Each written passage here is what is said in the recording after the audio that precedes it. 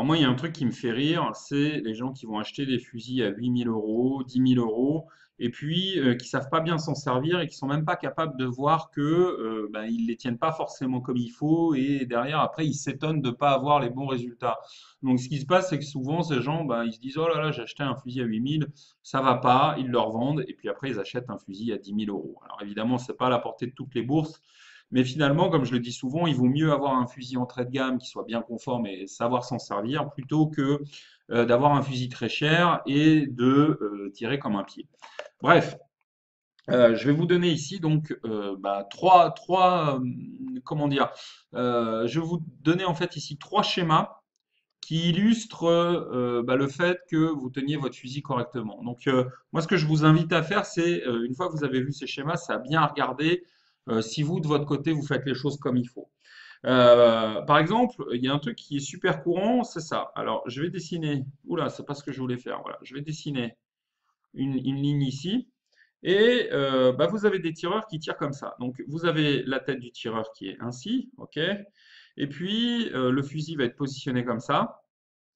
Et les gens, finalement, ils vont avoir une ligne d'épaule qui va être à 90 degrés. Donc, il y a le bras, zut, il y a le bras avant qui tient l'arme comme ça.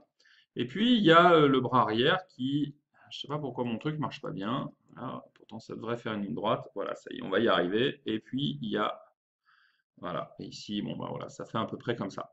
Et on se rend compte qu'en fait, là, le tireur, voilà, son dos est comme ça. Et on a bien ici un angle de 90 degrés, on va dire, entre la ligne d'épaule et le fusil. Vous voyez, hein, ici, j'ai bien un angle qui fait 90 degrés. Ça, c'est quelque chose qu'on voit assez couramment et c'est très difficile en fait de savoir tirer correctement si vous avez vraiment un angle comme ça de 90 degrés par rapport à votre fusil. Voilà, donc si la ligne de vos épaules est dans un angle de 90 degrés, souvent c'est ce qui arrive quand la crosse est trop courte. Donc vous voyez, la longueur de crosse, bah, ça joue évidemment. C'est pas le facteur qui joue le plus hein, sur la conformation d'un fusil, mais si elle est trop courte, vous allez avoir ce problème. Euh, bah, c'est ce qu'on voit typiquement avec des chasseurs qui sont grands et qui achètent un fusil sur un coup de tête et qui vérifient même pas si la longueur de crosse est adaptée. Et là, évidemment, bah, ça va être très très compliqué.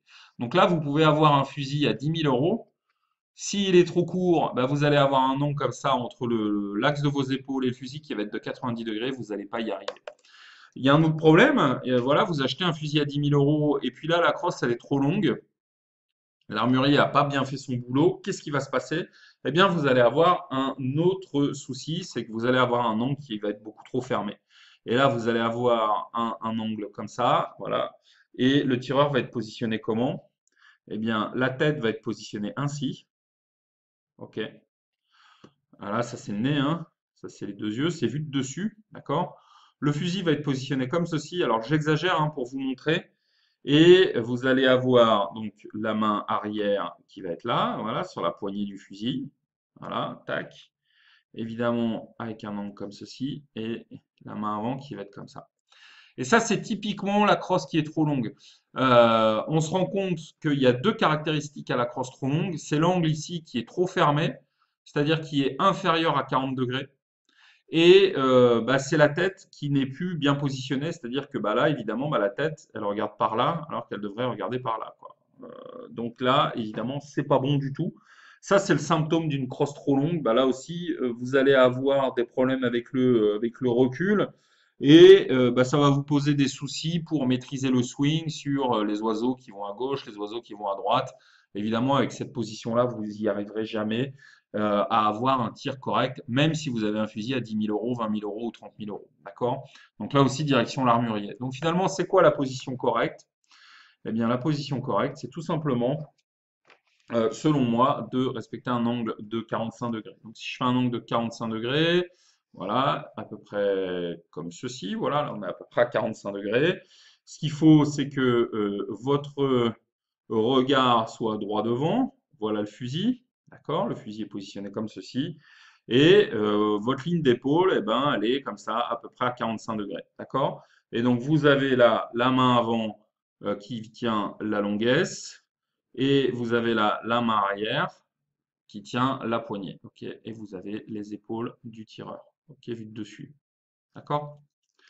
Et le fusil est bien sûr un peu plus long que ça. Voilà.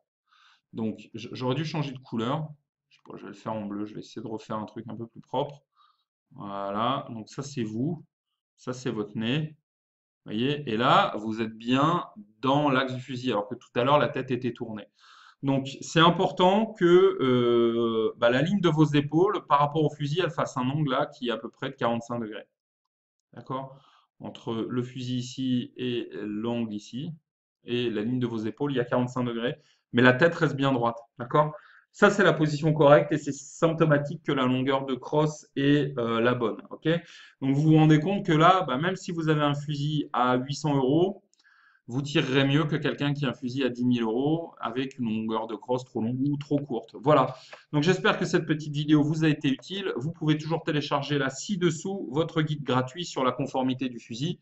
À très bientôt sur Chasseur Technique. Salut.